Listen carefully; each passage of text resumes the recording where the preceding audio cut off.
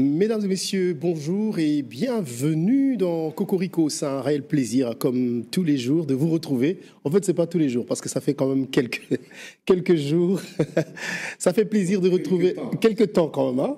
Ça fait quelques temps qu'on n'est pas dans Cocorico, mais c'est un plaisir de vous retrouver avec Monsieur Charles Dimanja-Wembi. Bonjour. C'est toujours un plaisir d'être en si bonne compagnie. Oui.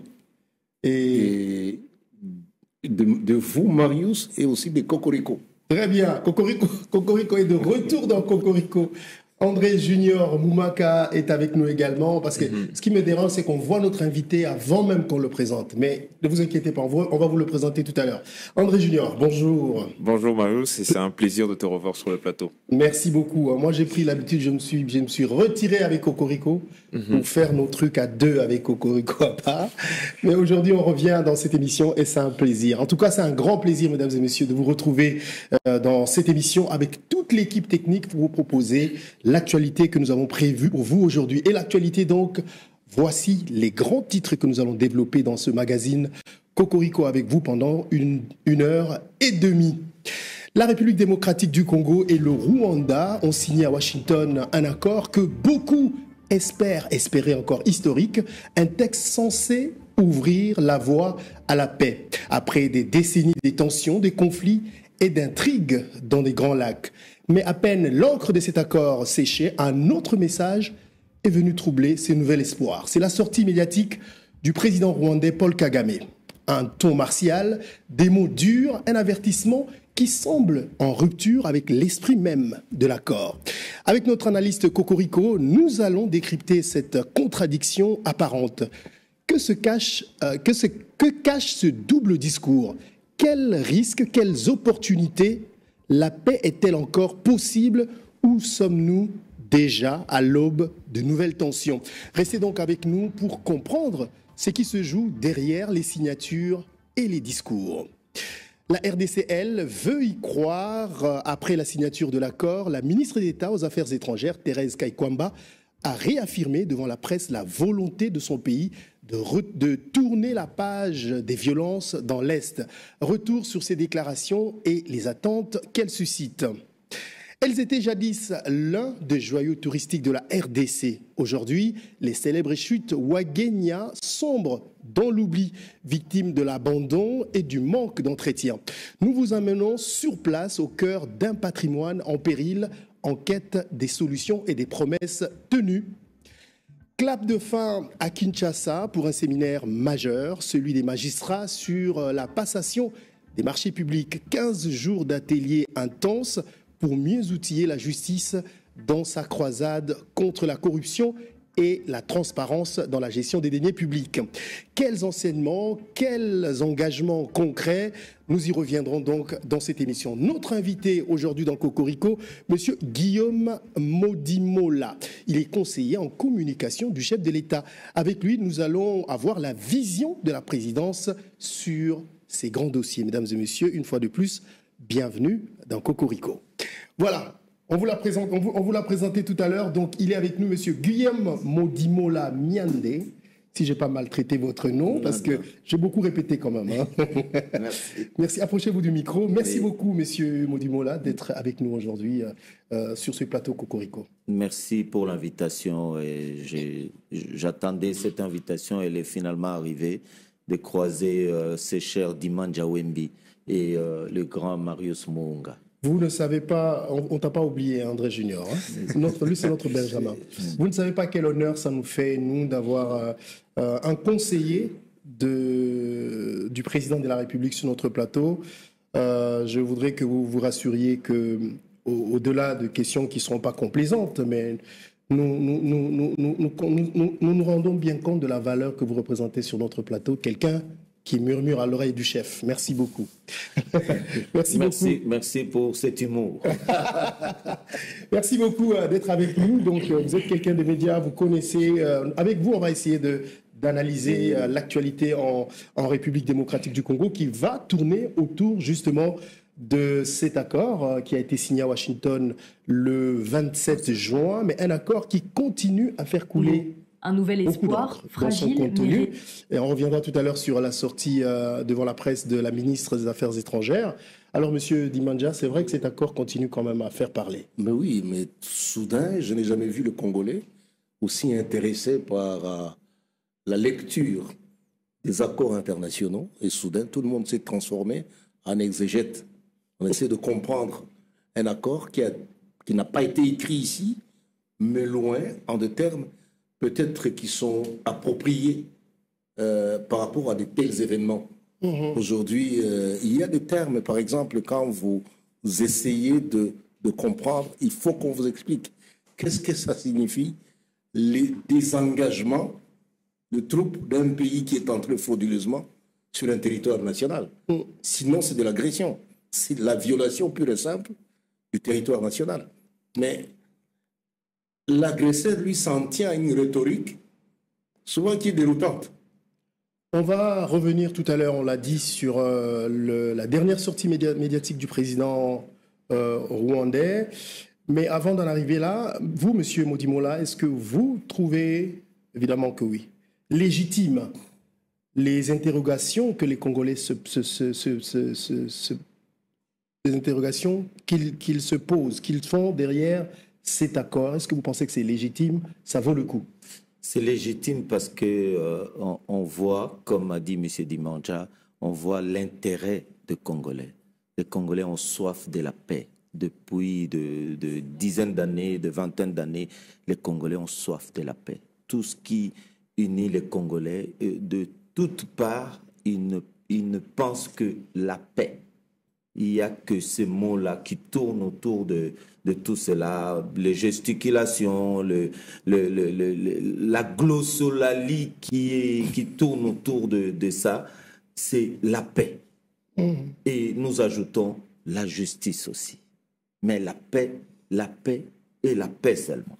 Alors, l'une des grandes questions, avant de donner la parole à André Junior, l'une des grandes questions qui se posent autour de cet accord, on en parlait tout à l'heure, et le Rwanda, qui est le partenaire avec qui la RDC a signé l'accord, c'est que les gens se posent beaucoup de questions. Et j'aimerais bien, cette question, on se l'est posée à la rédaction tout à l'heure.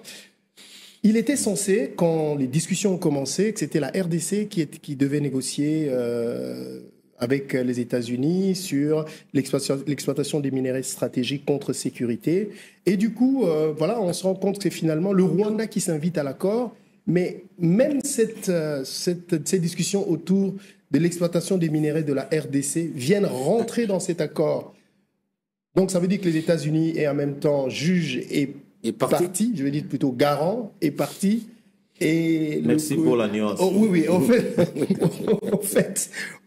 comment est-ce que vous pouvez nous éclaircir ou nous éclairer sur cette ambiguïté qui rôde autour de cet accord? Il n'y a pas d'ambiguïté. Il fallait que... Du moins, dans ce que j'ai expliqué, il y a l'ambiguïté. Non, du tout. Il ne faut pas que l'on soit hypocrite, même nous-mêmes. Nous savons tous que cette affaire est une affaire économique, est une affaire de minerais, de pétrole, même de la papaye du Congo, du cacao du Congo.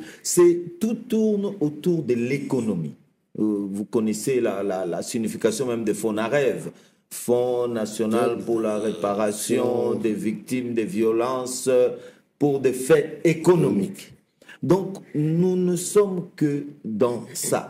Le soubassement de toutes ces guerres, le soubassement de tout ce qui nous arrive aujourd'hui, c'est économique. Comment ne pas aller là-dedans? Cette fois-ci, on s'est dit, avec les partenaires, quand on a fait des discussions, qu'on doit essayer de globaliser. C'est comme ça qu'on reviendra sur le terme désengagement, pardon. Oui, on doit globaliser pour qu'on ne laisse plus de zones d'ombre. Parce que nos voisins, on vivra avec ad vitam aeternam. Toute l'éternité, tant que la RDC vivra, on vivra avec les 9 voisins. Et alors, avec les 9 voisins, nous serons obligés d'avancer ensemble, économiquement, politiquement, dans la paix, tout ça.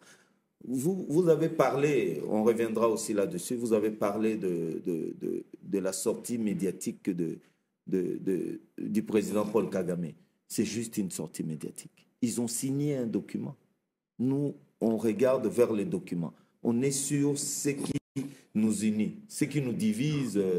Les gens peuvent ergoter, peuvent pérorer. Ce n'est pas ce qui va nous faire manquer de sommeil. Oui, mais M. Guillaume, comment le Rwanda est devenu un partenaire, je dirais, collatéral des engagements que deux pays ont pris, les États-Unis et le Congo? C'est ce qu'on ne comprend pas, la cité. Dans mon village au Maniema, on dit quand quelqu'un t'empêche de dormir, tu dois discuter avec et savoir pourquoi il t'empêche de dormir. C'est comme cela que nous étions partis. On a discuté, on a des experts de gros calibre pour aboutir à ce que vous avez vu. C'est très intéressant de lire. Je sais que Marius Mounga est un féru de la lecture, mais c'est très intéressant de lire cet accord. Mais bon, il y a deux choses, lire et comprendre. Voilà. Et comme on dit encore, les bonnes réponses ne se trouvent que chez ceux et celles qui ont conçu cet accord. Oui, d'accord. Aujourd'hui, l'opinion publique juge justement cet accord de lacunaire. Il y a beaucoup de lacunes dans cet accord. Il y a beaucoup de choses qui n'ont pas été signifiées, notamment les milliers de victimes qui sont tombées lors de la prise de Goma et de Bukavu. Hormis cela, il y a aussi la situation liée au FDLR, où aujourd'hui, on a l'impression qu'on demande plus à la RDC qu'au Rwanda. Comment jugez-vous en fait ce revirement des choses? Il n'y a pas de revirement. Encore une fois, évitez les lectures horizontales. Faites des lectures verticales. Quand vous lisez le communiqué du Conseil de sécurité des Nations Unies, faites des lectures on verticales. dit très clairement qu'il faut que le Rwanda se retire et la RDC. Oui. Et aujourd'hui, c'est le contraire. On a l'impression qu'on demande plutôt à la RDC d'abord neutraliser le FDLR avant que le Rwanda lève les mesures défensives. Je vais revenir sur le mot de la ministre Kaikwamba, concomitamment.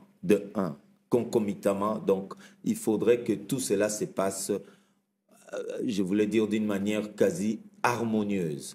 De deux, quand vous parlez de l'opinion, ça me fait toujours rire. Hein. Depuis des années, depuis des siècles, tout le monde considère que l'opinion que lui représente ou l'opinion dont il parle, ça représente les 110 millions de Congolais. Non, c'est une opinion. C'est l'opinion divergente et même les socles de la démocratie dans le monde entier. Une opinion qui c'est bien la critique. On a parlé ici de comment les Congolais sont entrés dans cet accord. C'est quasi inédit, comme disait Marius Mounga. C'est rare de voir les Congolais, même à l'époque de la conférence nationale, je voyais les gens survoler, mais là, tout le monde veut s'en approprier et nous allons dans ce que j'ai appelé la glossolalie. Donc, tout le monde parle sa langue et bon, ça crée une toute petite cacophonie, mais sinon, si vous revenez à la sortie médiatique de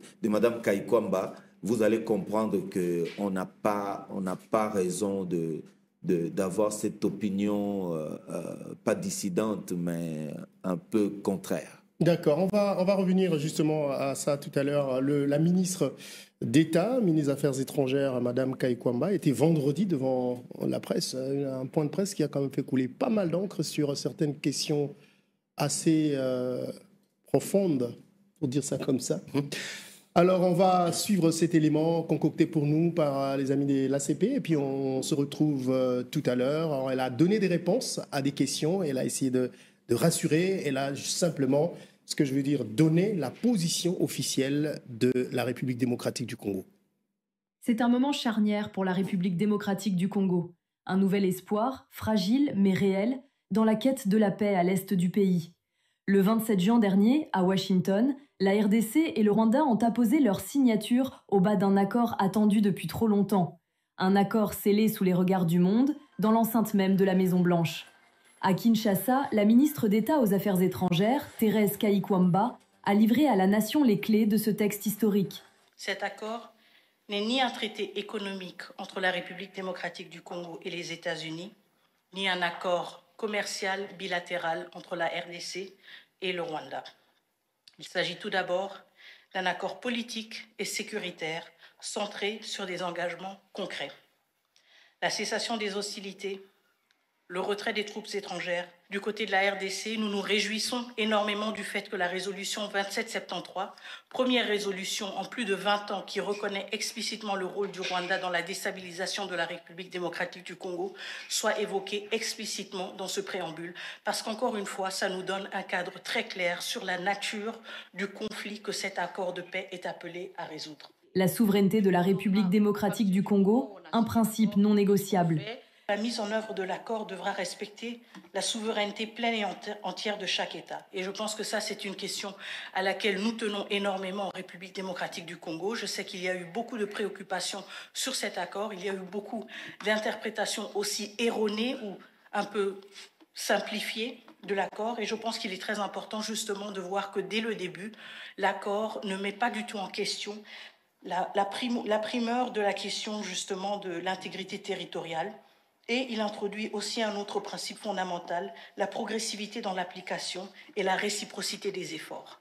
Au cœur de l'accord, une exigence partagée, neutraliser définitivement les forces démocratiques de libération du Rwanda, ce prétexte invoqué depuis des décennies par Kigali pour justifier ces incursions. La question qui bloque du côté de la République démocratique du Congo, tout à fait légitime, les troupes rwandaises n'ont rien perdu sur notre territoire, elles doivent rentrer chez elles. Question qui bloque du côté du Rwanda, apparemment, malgré le fait qu'ils ont une armée performante, malgré le fait que c'est le 4e pays contributeur de troupes dans les missions de maintien de la paix, c'est apparemment la menace des FDLR. C'est une menace? Très bien, on va y mettre fin. On ne peut pas juste dire qu'on va lancer des opérations de neutralisation sans avoir un point de départ et un objectif. Et donc, l'avantage ici, c'est que nous prenons cette question qui a été utilisée pendant plusieurs années pour dire, si c'est le cas, nous allons y mettre fin une bonne fois pour toutes. Mais vous respectez aussi la nôtre. Et c'est que vos militaires n'ont rien perdu chez nous. Bye bye. La diplomatie congolaise mise sur une démarche progressive. Sensibiliser d'abord ses combattants rwandais pour qu'ils rentrent dans leur pays, puis recourir à la force si nécessaire. Évidemment, tout cela va de manière crescendo, si vous voulez, ou séquentielle, en fonction justement du succès de cette première étape. Si nous voyons que c'est une étape qui a beaucoup de succès et qu'il ne s'agit que plus que des poches de résistance, évidemment, encore une fois, avec plus d'insistance, on va essayer de motiver les FDLR à retourner chez eux. Et ceux qui ne voudront pas se rendre, évidemment, feront face à des opérations militaires. L'accord encadre aussi la gestion des déplacements forcés et des ressources naturelles, source trop souvent de tensions et de drames humains. C'est pour cela que nous poussons pour cet accord. C'est pour cela que nous sommes impatients de voir sa mise en œuvre, d'y contribuer. Parce qu'à travers cet accord, nous aurons un cadre très clair pour justement réglementer et nous assurer que tout retour et tout mouvement de population à travers les frontières respecte justement les normes internationales et tout pour nous permettre justement d'éviter qu'il y ait dans les phases de retour, qu'il y ait dans les communautés de retour des conflits quand des populations qui ont dû se déplacer veulent regagner leur communauté d'origine et se trouvent peut-être confrontées à d'autres réalités inattendues. En même temps, évidemment, cela va de pair avec le retour de l'autorité de l'État et à savoir le rôle aussi de l'autorité de l'État aux différents niveaux d'être un arbitre justement en cas de ce genre de conflit pour en éviter justement l'exacerbation.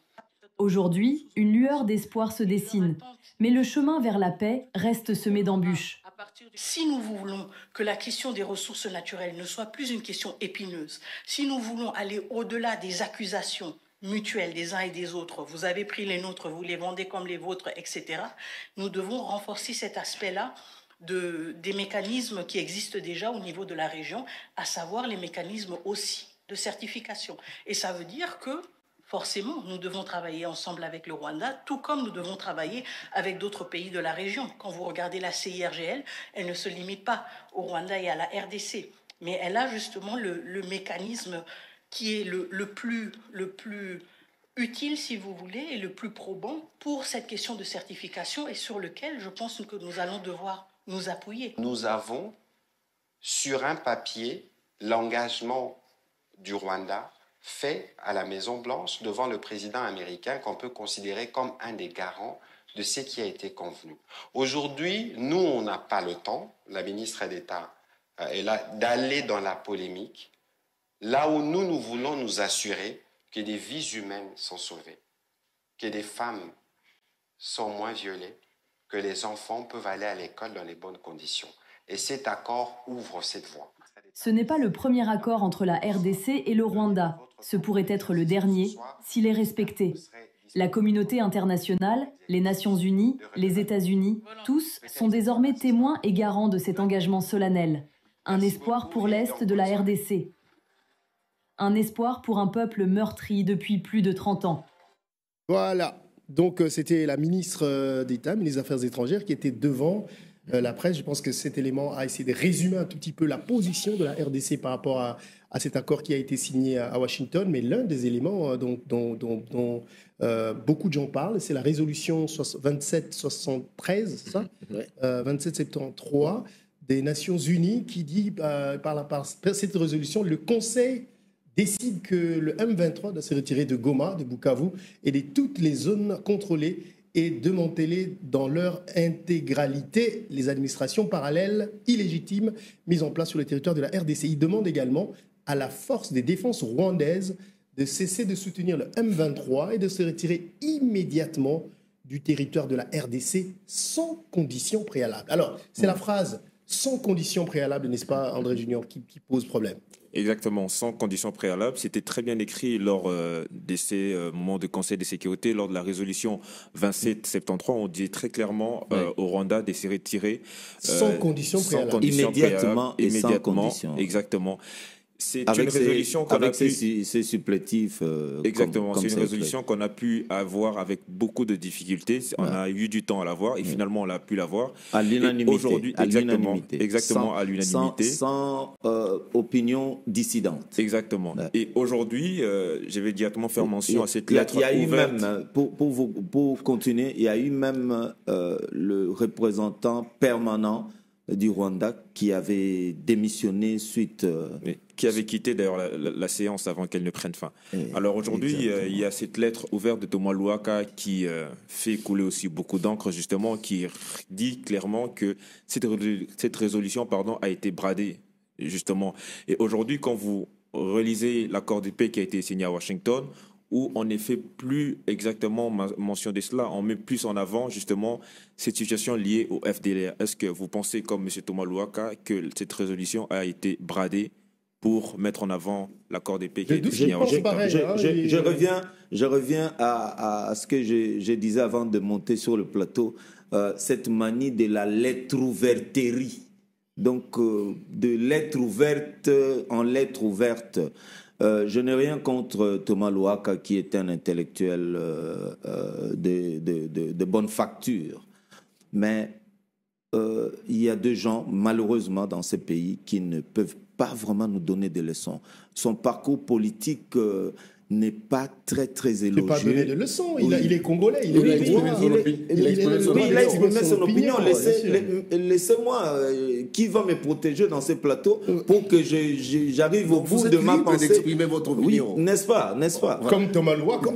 Thomas Louaka. Voilà. Moi, je donne mon opinion par rapport à sa fameuse lettre ouverte qui n'ouvre presque rien, parce que ce qu'il dit, quand vous parlez qu'on ait peut-être dépouillé la résolution 2773 de sa substance. Non, on l'a carrément occulté dans l'accord. On n'a pas occulté.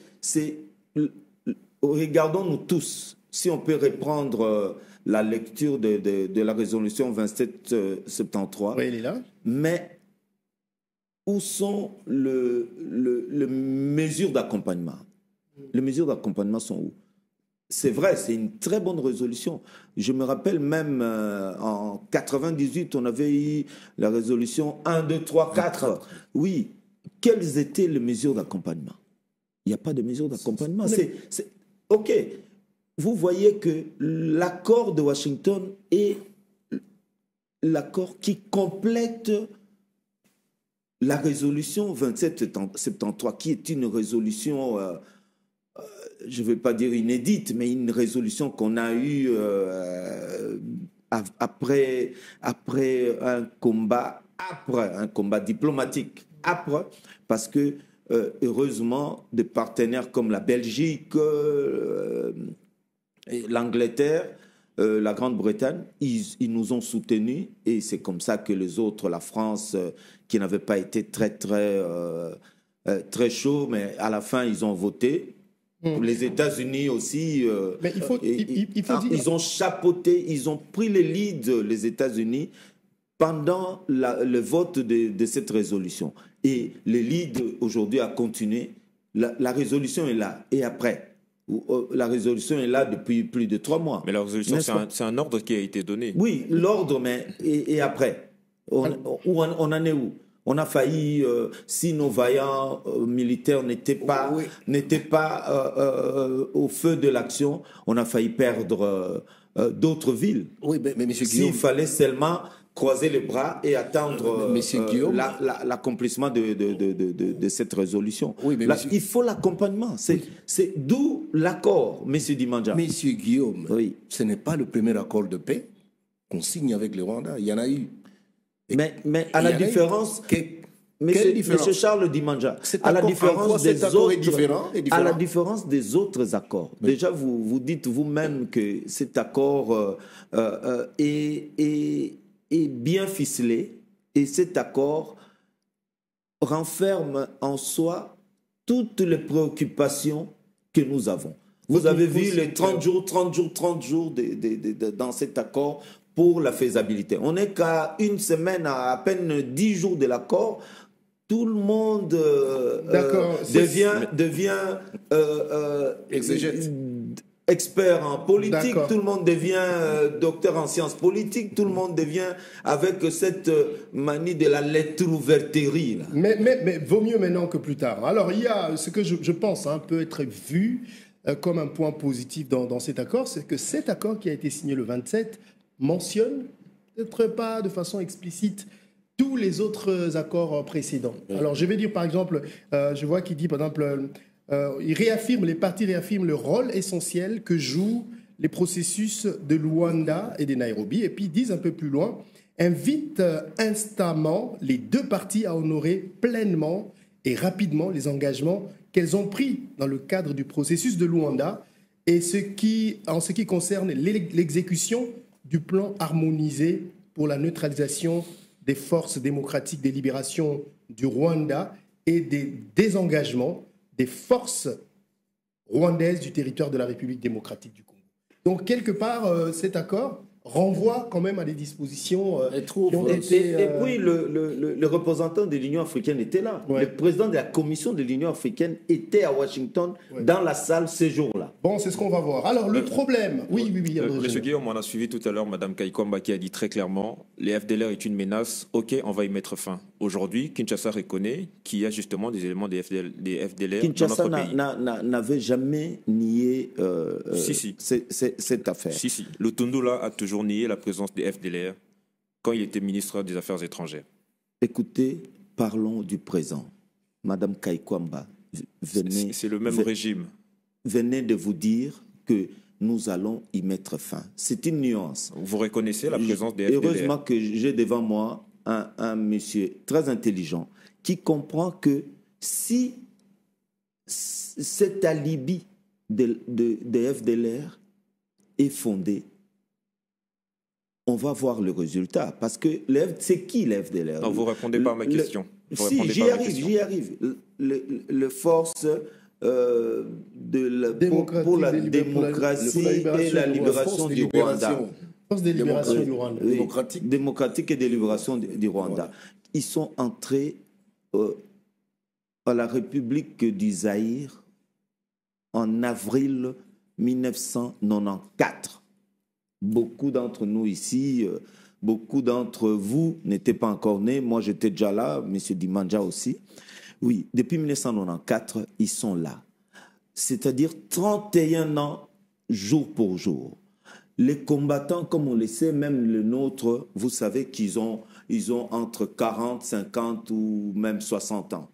Plus 30, ça fait quand même un sacré temps. Et à droite, ils ont donc pour la plupart une canne pour bien marcher et à gauche, ils ont une Kalachnikov. Vous considérez que cela est vraiment une menace, comme vous le dites. Il y a 2 ans, deux ou 3 ans, on avait posé la question chez notre frère Christian Lusakwenu sur Top Congo. Monsieur Vincent Karega, l'ambassadeur plénipotentiaire, c'est-à-dire plein pouvoir en RDC à l'époque, il avait dit que les FDLR ne représentaient plus une menace. Vous pouvez revenir à l'émission de Vincent Karega. Et aujourd'hui, on nous présente... C'est comme ça qu'on est à l'aise quand on nous parle des FDLR. Parce que... Je vais même revenir à l'historique. Pardon, M. Dimandja, avant que je ne perde mes idées. De 1998 à 2003, la partie orientale de la République démocratique du Congo était presque sous contrôle de l'armée rwandaise, via les RCD et tous les autres supplétifs. Quel est le bilan qu'ils ont des FDLR? En 2008, ils ont été encore à l'Est. En 2009, en 2012, toujours soit CNDP, soit M23 première version, maintenant c'est la deuxième version. C'est eux qui contrôlent une grande partie de l'Est. Qu'est-ce qu'ils en ont? C'est eux qui nous ramènent les FDLR. Je n'ai vu qu'un qui était même un faux FDLR. Ils avaient présenté un FDLR en plus. 2 jours après, ils ne l'ont plus présenté. Parce que c'était un faux. Oui, mais le propos de l'ancien ambassadeur du Rwanda ici, auquel vous faites allusion, ont été confirmés par James Kabarebe. Aujourd'hui, les FDLR représentent une force résiduelle, mais vous vous êtes engagé de les traquer. Vous savez où ils sont? Exactement, parce que je ne veux pas aller au-delà. Je ne veux pas faire comme la plupart de mes compatriotes font. Je ne veux pas lire la lettre dans l'enveloppe, M. Dimandja. Laissez-moi qu'on s'arrête à ce que vous dites. Vous avez amené même de l'eau à mon moulin. Et donc, la réponse à la préoccupation de notre frère. Non, vous n'avez pas répondu à ma question. Votre question, c'est laquelle encore? Parce que c'est toujours la même question avant d'en arriver à une autre. Dernièrement, Kinshasa ne reconnaissait pas la présence des FDLR dans son territoire. On a évolué. Aujourd'hui, évitez de parler du passé, mon frère. Aujourd'hui, vous avez fait allusion au passé tout à l'heure. Oui, vous n'avez pas pu répondre à ma question, c'est pas grave, je vais passer à une autre question. Non, j'ai répondu à votre question. Vous dites que le FDLR... J'ai dit que le FDLR ne représente plus une menace. Mais les États-Unis ne pensent pas comme vous. Massad Boulos, dans une sortie médiatique, lorsqu'il a accordé une interview à France 24, a dit clairement que M. Kagame lui avait dit quand il l'a reçu. Si vous pouvez revenir à la sortie de l'audience de Massad Boulos chez le président Kagame, c'est ce qu'il lui avait dit. C'est comme ça que quand on nous présente ça, on dit « Ok, comme vous dites qu'on a encore des rats, des cafards à la maison, on va encore pulvériser. On va voir si, à la fin de la journée, on va ramasser le résidu. » D'accord. Alors, donc on vous dit que vous avez des rats, vous savez que vous n'avez pas des rats, vous dites, ok, venez quand même mettre des insecticides chez nous. Bon, oui, parce que parfois, on nous faisait... on nous obligeait de dératiser. Oui, on dit, bon, nous on a dit qu'on n'en a pas. Mais le chef de quartier a dit qu'il y a beaucoup de rats sur l'avenue. Venez entrer alors dans toutes les parcelles. Parce que c'est le chef, il a un pouvoir sur vous. Donc on peut faire la même métaphore, on peut transformer ça au Rwanda. Parce que quand le chef dit, on ne discute pas. Le chef du quartier, quand il vous dit de faire quelque chose, c'est lui le boss du quartier. Exactement, c'est dans l'accord. Okay. Aujourd'hui, ne sortons pas de l'accord. Ne faisons pas des interprétations, comme j'ai dit, horizontales. Faisons des interprétations verticales. Ok, très bien. Alors, je voulais justement revenir sur la question de FDLR. Je vous ai demandé où est-ce que vous allez le chercher, parce que vous avez fait allusion à l'historique de la pénétration, de l'occupation, de la gestion du Congo oriental par le Rwanda. Aujourd'hui, la partie Est est toujours sous occupation du Rwanda. Ou est-ce que vous allez aller chercher ces FDLR pour les traquer? Bon, je comprends votre nuance. Toute la partie Est n'est pas sous contrôle du Rwanda. Vous êtes d'accord avec moi que nous sommes à Uvira, nous avons une grande partie du Sud Kivu et une grande partie du Nord Kivu. J'étais à Béni, j'étais à Butembo.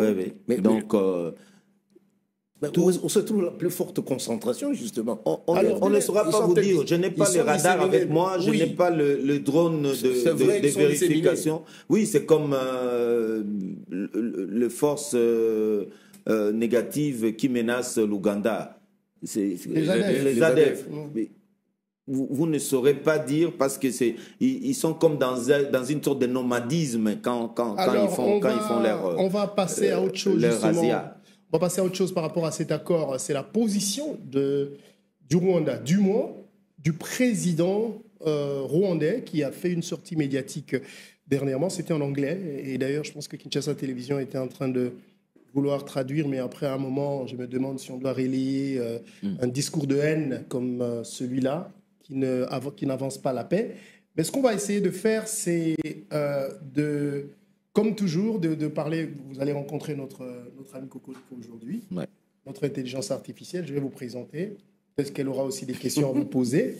Nous allons essayer de comprendre qu'est-ce que ce discours du président rwandais peut avoir comme effet par rapport à ce son pays a signé aux États-Unis, ou encore comment expliquer cette attitude d'un chef d'État dont le pays vient de signer un accord et puis après qui se met à... Alors, donc, avec Cocorico, on va essayer donc de parler de tout ça. J'espère que la connexion ne va pas nous trahir comme la dernière fois. Et puis, on va donc le faire avec Cocorico qui est avec nous. Alors, Cocorico, dites-nous, tu as suivi le président Kagame, son dernier discours, sa dernière sortie médiatique. Est-ce que tu peux nous dire en grand, avant que je te pose les questions, qu'est-ce que nous pouvons retenir donc de cette sortie médiatique du président rwandais?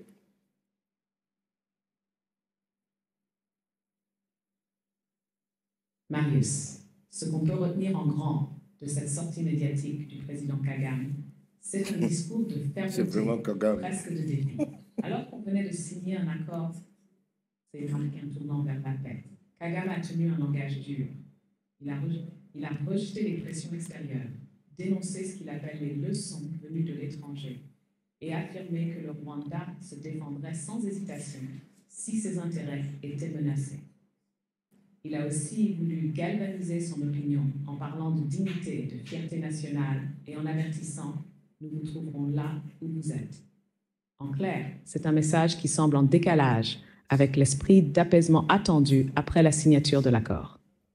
Ça nous oblige à nous demander si la paix annoncée n'est pas déjà fragilisée dans les mots. Alors, comment interpréter ce discours du président Kagame qui semble, comme tu l'as dit, en décalage avec l'accord signé à Washington? Est-ce une posture pour l'opinion interne ou un vrai message de fermeté adressé à la RDC et aux garants de cet accord?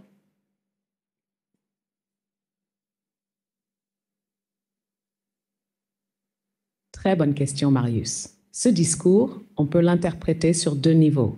D'abord, oui, c'est une posture pour l'opinion interne. Kagame parle à son peuple.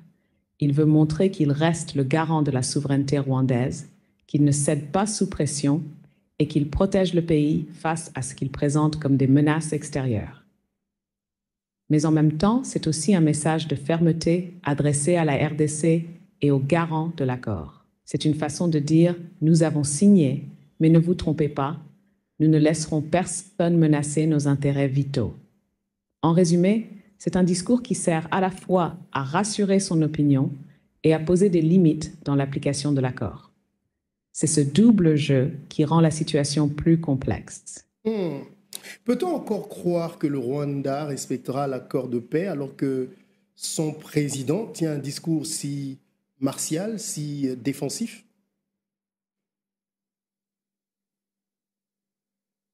C'est une question essentielle, Marius. On peut dire que ce discours sème déjà le doute sur la sincérité du respect de l'accord. D'un côté, le Rwanda a signé un texte contraignant sous le regard des garants internationaux. Mais de l'autre, ce ton martial laisse penser que Kigali garde une ligne rouge. Si le Rwanda estime ses intérêts menacés, il pourrait remettre en cause certains engagements. Donc oui, l'accord est signé, mais la confiance est fragile. Tout dépendra des actes des prochains mois. Si les engagements se traduisent sur le terrain ou si ce discours annonce des blocages à venir. Mais ce ton adapté par Kagame n'affaiblit-il pas déjà la crédibilité de cet accord?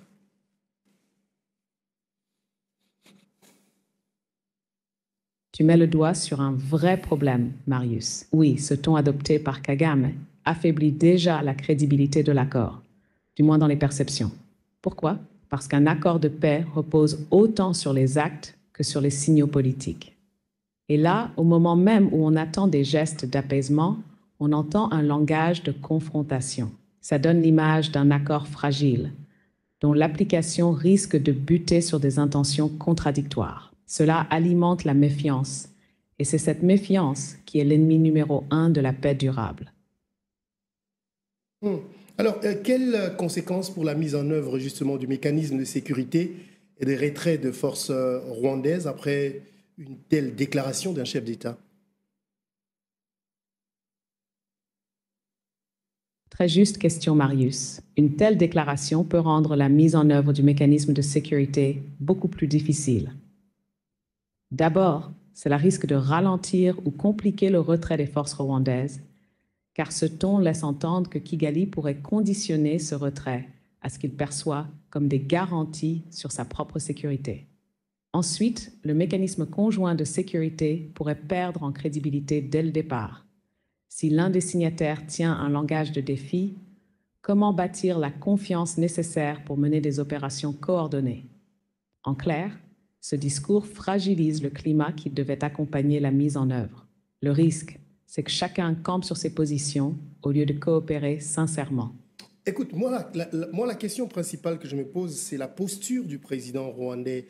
Des fois, quand je le suis, j'ai l'impression qu'il s'en fout complètement de la communauté internationale. Et comment est-ce que toi, tu expliques cette attitude? En fait, est-ce que j'ai raison? Est-ce que je peux avoir tort dans la lecture? Mais comment, toi, tu expliques cette attitude du président rwandais qui, à chaque fois, prend cette posture-là?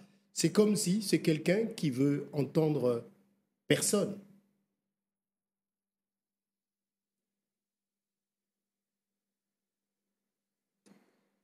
C'est une excellente lecture, Marius, et je comprends très bien ton ressenti. Et ce qu'on voit chez le président Kagame, c'est une posture construite depuis des années, presque une marque de fabrique. Il s'appuie sur l'histoire. Le Rwanda a vécu le génocide dans l'indifférence de la communauté internationale. Depuis, Kagame nourrit une profonde méfiance envers les grandes puissances, qu'il accuse de donner des leçons sans jamais avoir protégé son peuple quand il le fallait. Cette attitude, ce « je m'en fous » apparent, c'est en réalité une stratégie. Montrer au monde que le Rwanda reste maître de ses choix, refuser de paraître faible ou dépendant, et surtout, parler d'égal à égal, même avec les grandes puissances. Alors oui, ça donne souvent l'image d'un chef qui n'écoute personne. Mais derrière, c'est un calcul politique. Consolider son pouvoir interne, maintenir la fierté nationale et obliger les autres à traiter avec lui selon ses termes. Tu as raison de souligner ce ton, car c'est ce ton qui complique toute solution négociée. Mais pourquoi la communauté internationale se laisse-t-elle faire alors par quelqu'un qui s'en fout complètement d'elle?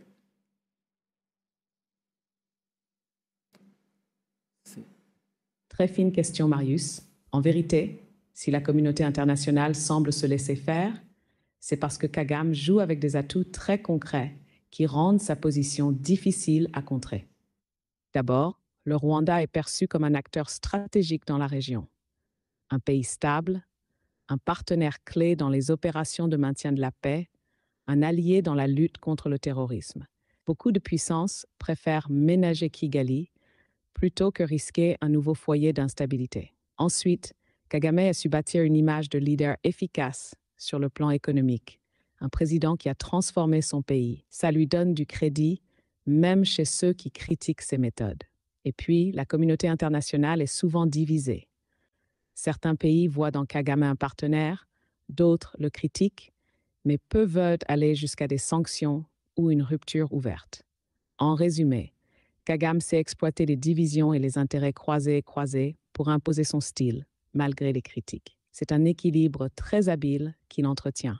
Écoute, quand tu vas dans l'histoire de la communauté internationale et les relations avec les Grands Lacs, est-ce que le Rwanda, c'est le premier pays dans l'histoire des 30 dernières années, disons des 50 dernières années de l'Afrique, qui occupe cette position stratégique, où il y a eu d'autres pays qui ont fait ça avant, et c'était quoi la conséquence?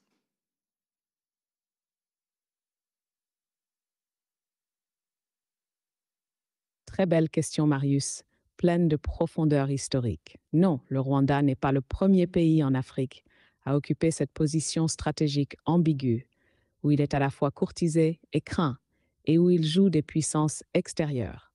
Si on regarde les 50 dernières années, on peut penser par exemple à l'Ouganda de Museveni, surtout dans les années 90.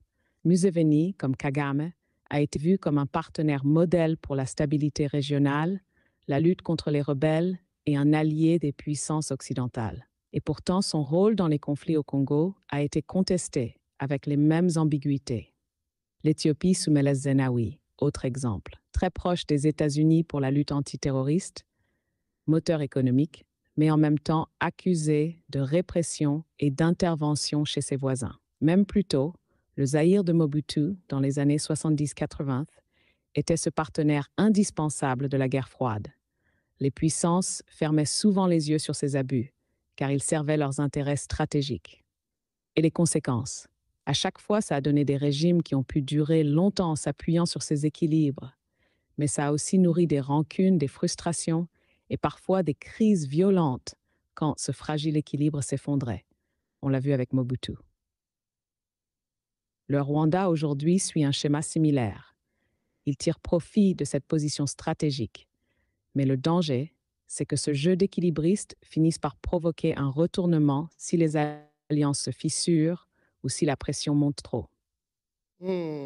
Ok, écoute, avant de continuer, je vais te présenter quelqu'un qui est mon invité aujourd'hui. Il s'appelle Monsieur Guillaume Modimola Miande. Tu peux l'appeler Monsieur Modimola. Il est conseiller en communication du président Félix Tshisekedi. Si tu avais un conseil à donner par rapport à la posture que doit prendre la RDC vis-à-vis de la posture du président Kagame, ce serait quoi?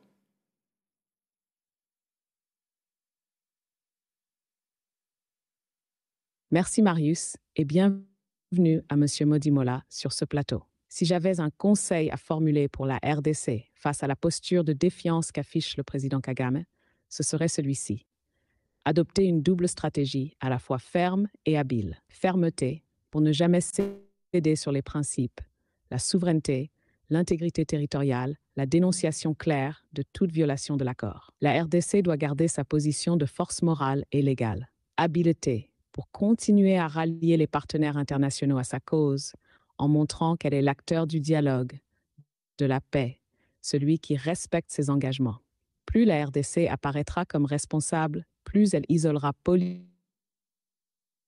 politiquement toute posture agressive du Rwanda. Et surtout, ne pas tomber dans la provocation. C'est sur le terrain des principes et des alliances solides que la RDC renforcera sa position.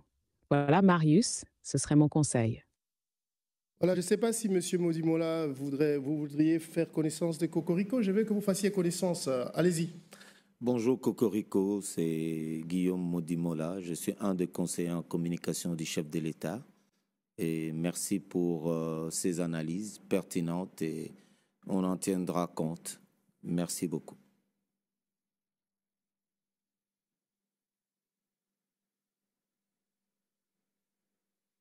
Merci beaucoup, Monsieur Modimola. C'est un honneur d'échanger avec vous.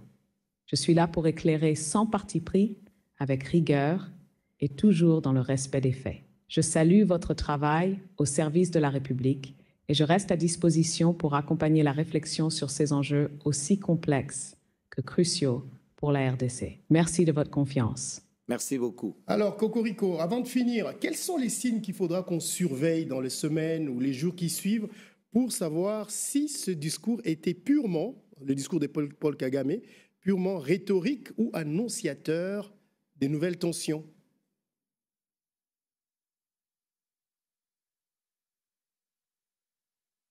Très bonne question, Marius, et importante aussi pour M. Modimola et ceux qui suivent cette situation de près. Les signes à surveiller, ce sont d'abord les actes sur le terrain. Est-ce que les forces rwandaises amorcent réellement un retrait mesurable et vérifiable, comme prévu dans l'accord? Est-ce que le soutien logistique ou indirect au M23 commence à se tarir? Est-ce que les mécanismes conjoints, sécurité, comité de surveillance, se mettent en place concrètement avec des réunions, des rapports publics, des actions coordonnées? Et sur le plan politique, est-ce que le ton des autorités rwandaises s'apaise dans les jours suivants? Ou au contraire, est-ce qu'il y a une escalade verbale ou des actes de provocation? Est-ce que les garants de l'accord, États-Unis, UA, Qatar, commencent à exercer une pression visible sur les parties pour appliquer ce qui a été signé? En clair, ce sont les gestes plus que les mots qui diront si ce discours était rhétorique ou le signe d'un blocage à venir. Et ces signes, on pourra les détecter très vite. Merci beaucoup, hein. Merci à Cocorico pour... je ne sais pas si vous avez une réaction, c'était quand même assez précis. Hein. Assez précis. D'abord, monsieur Modimola. Oui. Non, c'était un bel échange, un bel exercice. On commence à s'habituer maintenant aux nouvelles technologies. Nous, on n'a pas grandi dans ça. On découvre chaque jour. Et encore une fois, félicitations monsieur Muunga pour nous avoir fait rencontrer cette éminence grise qu'est Cocorico. Merci beaucoup. Une réaction? Par rapport à Cocorico, c'est par rapport à la posture du président rwandais. Tout à l'heure, il a fait une conférence de presse. Vous avez dit que c'est une conférence de presse de plus. Ouais. Moi, je crois qu'on était plutôt en face d'un homme qui était dos au mur. Imaginez demain que les 6000 soldats rwandais qui sont sur le territoire national rentrent au Rwanda. Qu'est-ce qui va se passer? Oui, c'est un casse-tête pour lui. Et là où il est arrivé, il est un tout petit peu, on va dire ça, un tout petit peu dos au mur. Et il veut montrer qu'il existe. Il veut montrer qu'il existe. Mais vous connaissez les garants de cet accord. Pas plus tard qu'il y a 2 ou 3 semaines, l'affaire Iran-Israël, l'Iran avait quasi le langage qu'a le président Kagame aujourd'hui, et nous savons ce qui s'est passé. Vous trouvez qu'il est un peu dubitatif sur la réussite de cet accord? Non, il n'est pas dubitatif. Vous savez, on ne peut pas avoir signé et renier sa signature de cette manière-là devant... pardon, comme les catholiques que M. Dimanja disent, après avoir signé Urubi et Orbi. Donc là où ils étaient, et pour le monde entier, on ne peut pas avoir signé et renier sa signature. Parce que là, c'était une sortie devant un parterre de Rwandais. Il voulait haranguer la foule, il voulait montrer qu'il n'est pas si affaibli que ça. Mais nous, on a été plutôt dans les règles de l'art. Les chefs de l'État, le président Félix Tshisekedi, dans son allocution du 30 juin, il est revenu là-dessus, et pour montrer que c'est une ère nouvelle qui s'ouvre à nous. Et il n'a pas... Là, je réponds maintenant à votre préoccupation sur les victimes. On n'oubliera pas les victimes. D'ailleurs... la semaine qui venait de s'achever, il y avait le Forum national sur les réparations, chapeauté par le FONAREV et tous les partenaires. Et là, on a vu l'intervention de la Commission africaine des droits de l'homme et des peuples, qui mettait en exergue la résolution 627 de cette commission, qui parlait de la réparation, de violations massives des droits humains, et ne vous en faites pas. Il y aura les réparations. Qui va payer la facture? C'est le Rwanda? Parce que ce n'est pas la première fois. Le Rwanda avait été dispensé, la condamnation, après les événements qui se sont passés à Kisangani. Aujourd'hui, l'Ouganda est en train de payer. Le 6 juin 2000, voilà. la guerre des 6 jours à Kisangani. Aujourd'hui, l'Ouganda est en train de dédommager les victimes de cette guerre-là. mais pas le Rwanda. Est-ce que vous pensez que... Encore une fois, c'était peut-être la communauté internationale avait voulu que cela soit ainsi. L'Ouganda avait auparavant, pour un premier temps, refusé de payer, de faire ces dédommagements, mais il y a eu des contraintes jusqu'à ce que l'Ouganda a payé d'abord de plusieurs manières. Il va faire la route de Bunagana jusqu'à Goma, et puis ils ont versé au compte Frivao, et aujourd'hui on a vu le résultat. Le président était là l'année dernière, et le 2 août ici, on va voir encore comment ça se passe. Là, on avait quand même, à des degrés divers, en hiérarchisant les choses, on avait reconnu la culpabilité majeure de l'Ouganda et Rwanda secondaire. Mais aujourd'hui, je vous laisse répondre, la culpabilité majeure peut être de quel côté? D'accord. Alors, donc ça veut dire que si on voit la sortie médiatique du président rwandais, comme vous avez dit, c'est pour... C'est quoi le terme que vous avez utilisé? C'est pour... haranguer la foule. Haranguer la foule. C'est la même stratégie un peu comme la stratégie de la moindre escarmouche. Vous savez, quand je suis entré sur ce plateau, j'ai dit que j'aimais beaucoup votre humour, mais là, nous sommes sur les choses très, très sérieuses. Cet accord va être appliqué. Je vous l'ai dit, tenez-le-vous pour dit. En tout cas, ma question était sérieuse, hein, mais bon. Alors, on continue. On va parler d'autre chose. Donc, on reviendra sur cet accord. Sûrement, on va suivre de près, comme l'a dit Cocorico. Quels sont les signes qui montrent que du côté rwandais, il y a également la volonté de ramener la paix dans la partie est de la République démocratique du Congo. Nous allons revenir à Kinshasa, où s'est tenu donc un séminaire des magistrats sur la passation des marchés publics. Ça, c'est important quand même. Hein? Oui, c'est très, très important. Vous savez, ça fait couler beaucoup de salive, d'encre et l'eau sous le pont. Cette affaire de marché public, des marchés de gré à gré, qui doit autoriser, pourquoi tel montant, pourquoi pas tel autre montant, et montrer aussi une sorte de nomenclature des infractions qui sont liées au mauvais ou à la mauvaise passation de marché. Parce qu'il y a un ministre qui a perdu son poste à cause justement d'une mauvaise passation de marché. Alors, est-ce qu'on peut suivre ce reportage? Comme ça, on va avoir cette discussion après. Donc, c'était pendant 15 jours, ces ateliers. C'était des ateliers intenses pendant 15 jours qui ont permis donc à suivre cette formation des magistrats sur la passation des marchés publics. On va suivre ce reportage de Kinshasa Télévision rendu par notre reporter intelligence artificielle.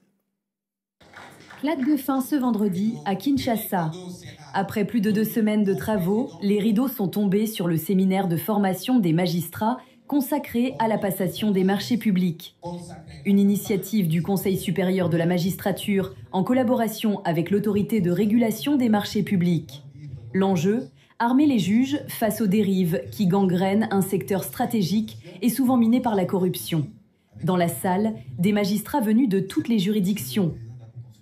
Pendant 15 jours, ils ont décortiqué procédures, obligations et sanctions liées au marché public. Objectif, renforcer la transparence et l'intégrité dans la gestion des finances publiques. Vous avez non seulement renforcé vos connaissances théoriques, mais vous avez également eu l'opportunité d'échanger sur des pratiques, d'anticiper les défis et de trouver des solutions adaptées aux réalités de notre système juridique, au contentieux de la commande publique. Vous avez désormais une meilleure compréhension des mécanismes de passation, d'exécution et de contrôle des marchés publics, ce qui vous permettra d'exercer vos fonctions avec une précision et une rigueur accrues. Bien plus que ça, vous avez eu l'occasion d'échanger, de partager vos expériences et de tisser les liens précieux avec vos formateurs qui ne sont pas que des théoriciens, mais surtout des experts praticiens. Pour les participants, la formation tombe à point nommé. Des échanges interactifs, des études de cas concrets et un mot d'ordre, passer de la théorie à la pratique. C'est une matière d'actualité et qui s'avère très importante dans la profession en tant que magistrat parce que vous savez qu'il y a beaucoup d'infractions qui se commettent au moment de la passation de marché. Et c'était impérieux que les magistrats soient suffisamment outillés et formés par rapport à cette matière-là pour s'imprégner davantage de tout le processus, du début jusqu'à l'exécution du marché, comment ça se fait, où est-ce qu'il peut déceler les failles et comment prévenir ou comment inquiéter les gens qui pouvaient être en marge de la loi. Très bénéfique pour nous particulièrement du tribunal des commerces parce que les infractions, surtout la partie contentieux, les contentieux en matière de marché public nous a beaucoup intéressés par ces infractions là-bas telles que les délits d'initiés, la prise illégale des terrains et autant d'autres qui sont des infractions particulières au marché public sont commises régulièrement et elles sont de la compétence du juge économique que nous sommes. Et je crois que au bout de cette formation, ça nous permettra non seulement de restituer aux collègues, mais aussi sur le plan pratique, d'être bien outillés pour pouvoir juger. Autant de témoignages qui traduisent le besoin d'une formation continue face aux défis quotidiens de la gouvernance. Ce que vous avez acquis ici ne doit pas rester juste théorique. Il vous revient désormais de le traduire en actes dans vos pratiques professionnelles et vos prises de décision, de telle sorte que vous ne vous limiterez plus jamais, après ces enseignements et ces partages, à l'intime conviction du juge, mais vous verrez que l'intime conviction du juge soit motivée et amplement soutenue. Car c'est dans l'exercice quotidien de votre mission que ces mesures, notre ou votre fidélité à l'intérêt général et à l'état de droit et à l'idéal de justice. La cérémonie s'est clôturée par la remise des brevets et des présents, un pas de plus vers une magistrature mieux outillée, plus vigilante, engagée pour une gouvernance intègre et responsable.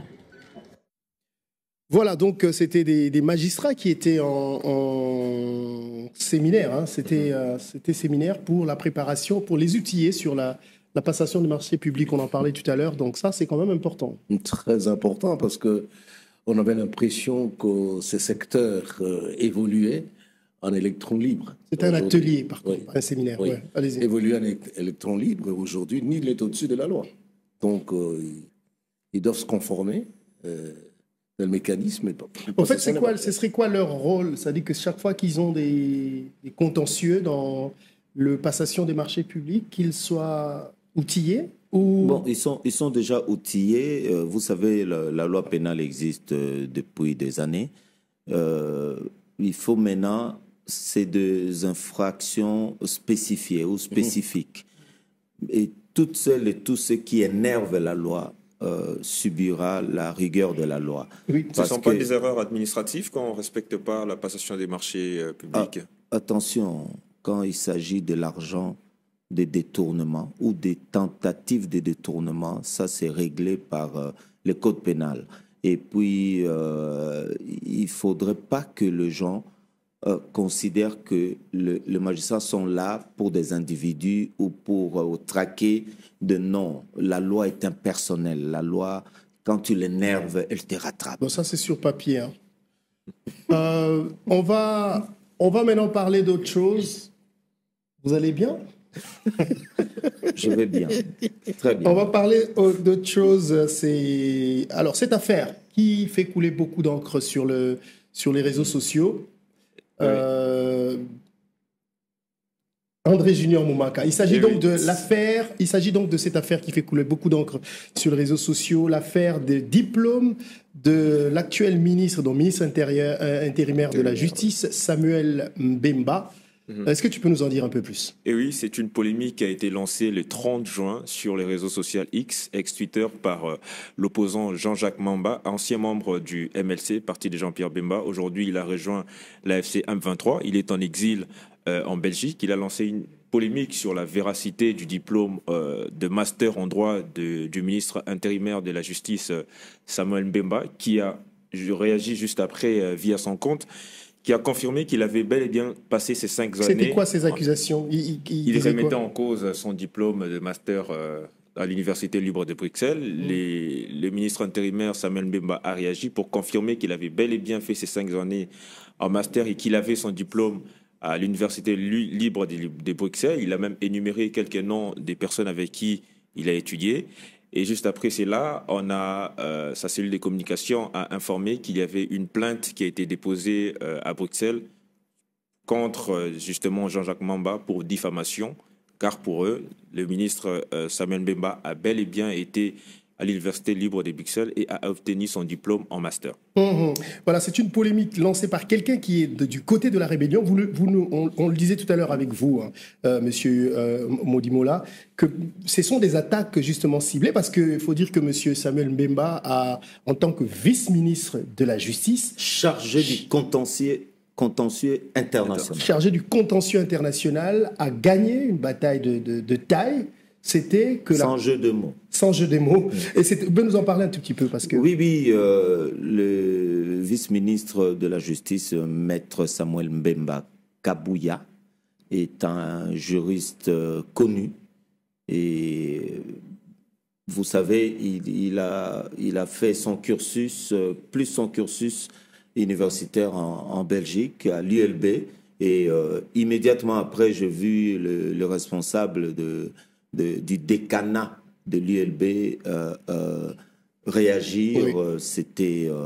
C'est désolé de le dire, mais c'est du n'importe quoi par rapport à Jean-Jacques Mamba. Je ne sais pas, il voulait lui aussi exister médiatiquement peut-être. Oui, parce que Samuel Mbemba était à la tête de ceux qui nous ont ramené cette grande victoire à la justice internationale, à la Cour africaine de droits de l'homme et de peuple, qui a jugé recevable la requête de la RDC sur les violations des droits de l'homme et tout. Contre le Rwanda. Contre le Rwanda, il y avait le professeur Mingachang et tous ces juristes de renom qui représentent valablement la RDC. Encore une fois, chapeau à eux.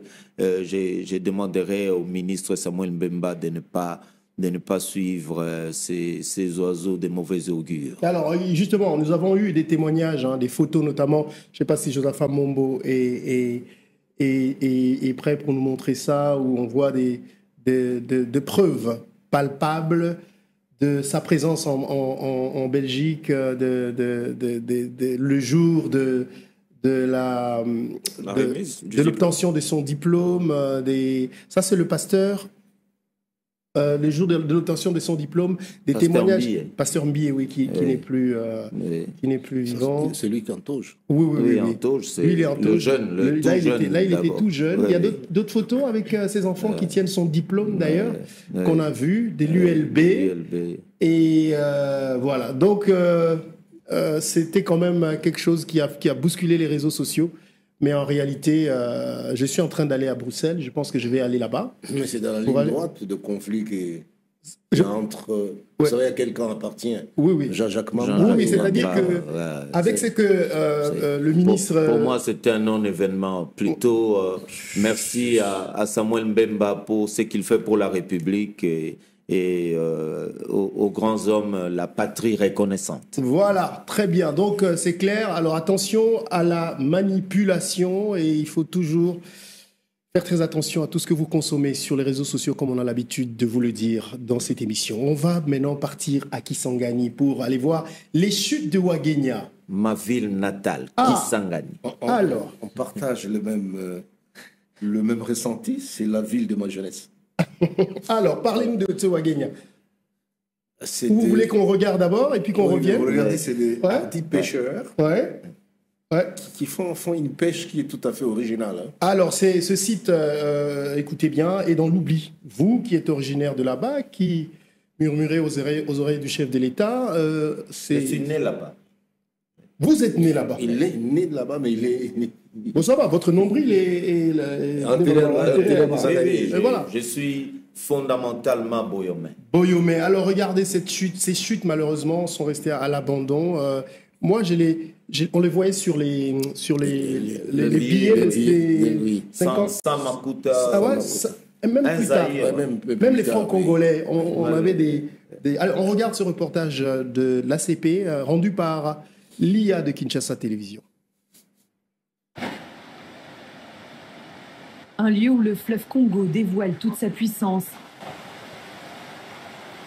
Un endroit où l'homme a appris à dialoguer avec les eaux, à les apprivoiser, sans jamais les dominer. Bienvenue aux chutes Wagenya. Ici, à Kisangani, au cœur de la Tshopo, les flots se brisent sur les rochers, dessinant un spectacle que la nature seule sait offrir. Depuis des générations, les pêcheurs Wagenya y tendent leurs pièges de bois, avec un savoir-faire transmis de père en fils. Mais derrière cette beauté brute, une réalité plus sombre. Les visiteurs se font rares, les terrasses sont désertes, les herbes ont repris leurs droits sur les allées autrefois soignées. Les maisons inachevées bordent désormais ce site jadis si vivant. Et si vous êtes ici à Kisangani et que vous n'êtes pas arrivé ici, c'est là pour que vous devez passer vraiment à Kisangani. C'est un site, comme je viens de dire, de renommée internationale qui reçoit toute catégorie de personnes qui viennent ici. Sauf que ces derniers temps, on ne reçoit pas vraiment tant de visiteurs suite à ce qu'on connaît tous dans notre pays.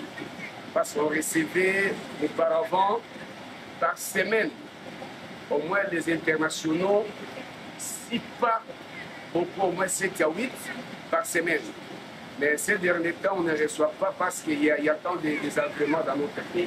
Et pourtant, ce lieu a vu défiler des rois, des chefs d'État, des explorateurs. Stanley, le roi Baudouin, Mobutu. Aujourd'hui, ce sont les artisans qui tentent de préserver la mémoire des lieux. Dans leurs mains, des sculptures à l'effigie des chutes. Des souvenirs que l'on emporte quand on repart, parce que le poisson, lui, ne voyage pas. Ni œuvre d'art yetu ya site yenye inayoikana monde entier. Twaitengeneza juu ya nini?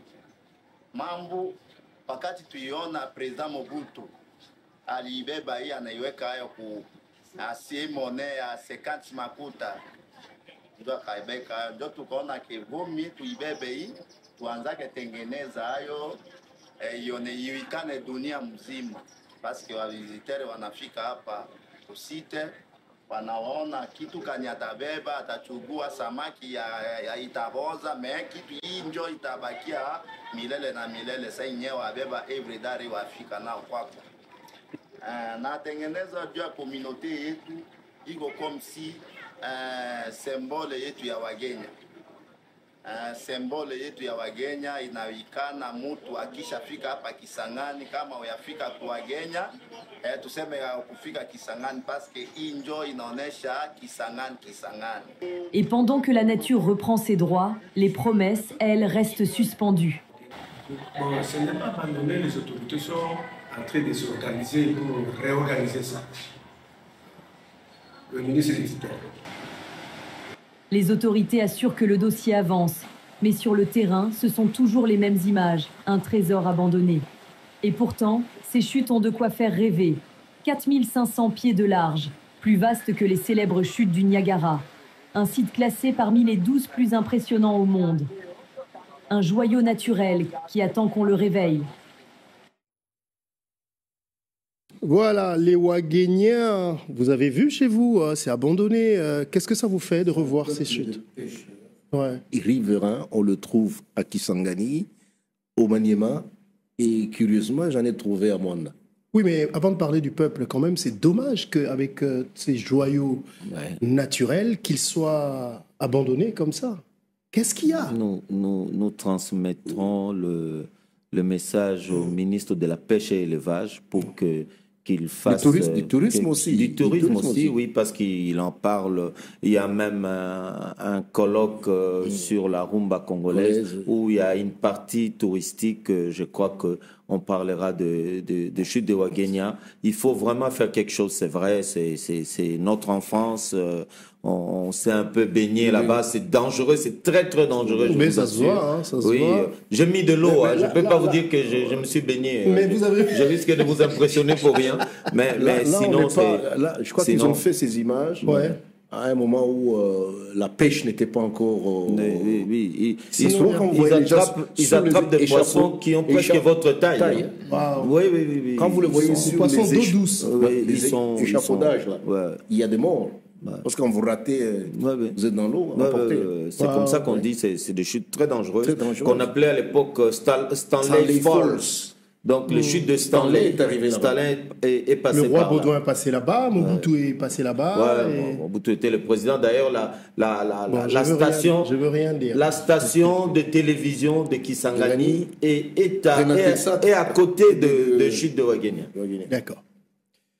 Très bien. Et c'est dans la zone de Kisangani. Oh, voilà, vous maîtrisez bien. Mais en tout cas, la zone éponyme. J'espère que vraiment on peut remettre en valeur ce site touristique. C'est très beau. Et là, il y a la paix.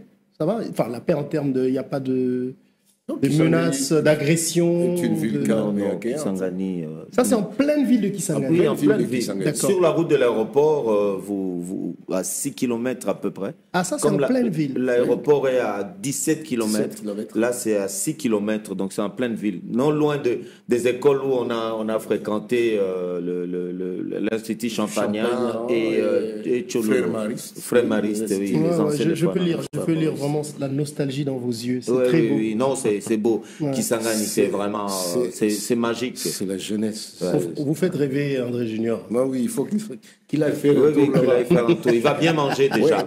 Il va bien manger. Kisangani, on parle souvent de la femme, mais c'est associé aussi au chute Ouagenia, le poisson. Qu'est-ce qu'ils disent des femmes? Ah oui, la cuisine, c'est... Je me rappelle, il y avait Je ne sais pas, il est plus vieux que moi. Non, je vous dis, non, c'est vrai. Il y avait un concours culinaire à l'époque de Mobutu, dans l'enceinte de la Fikine.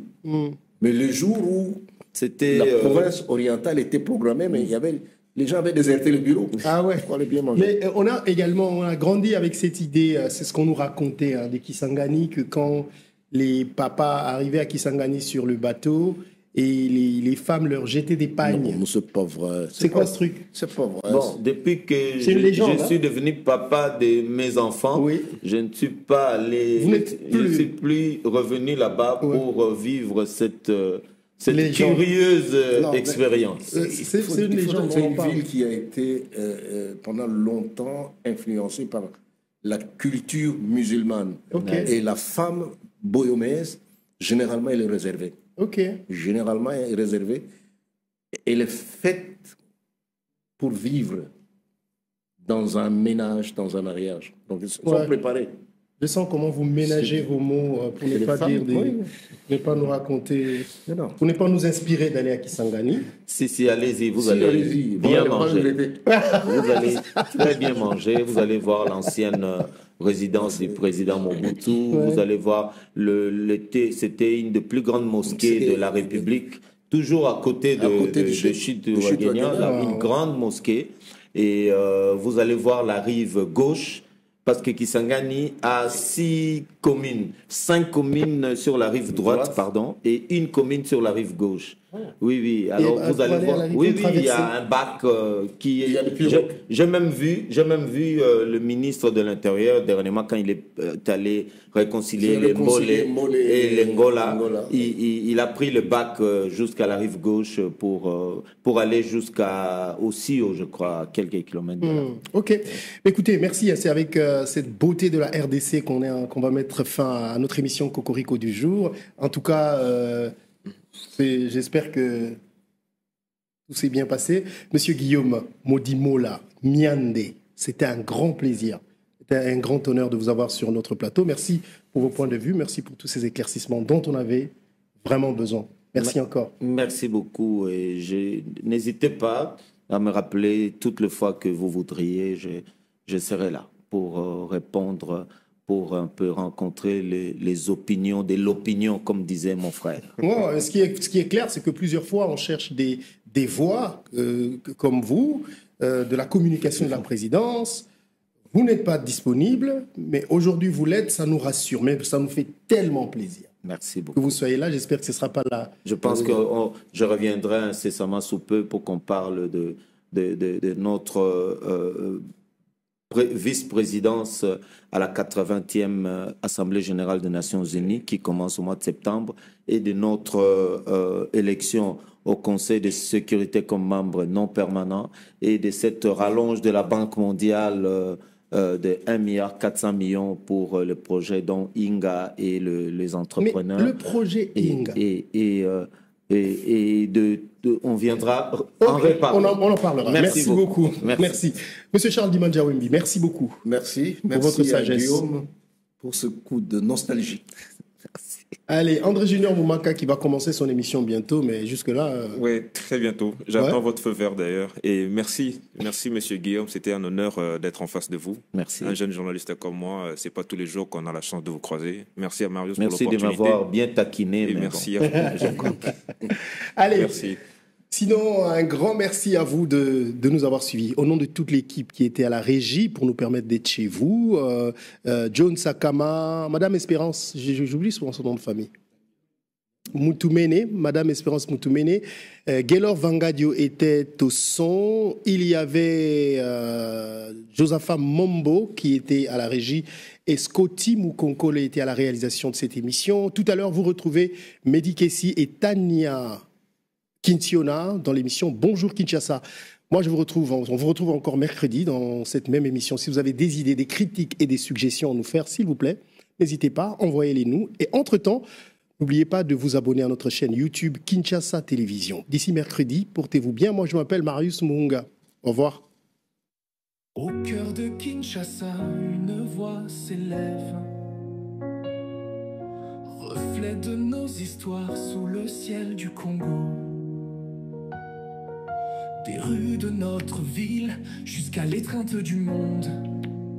Kinshasa Télévision, notre véritable visage. Nous racontons notre voyage en couleurs vives et éclatantes, transformant les perceptions, apportant la vérité.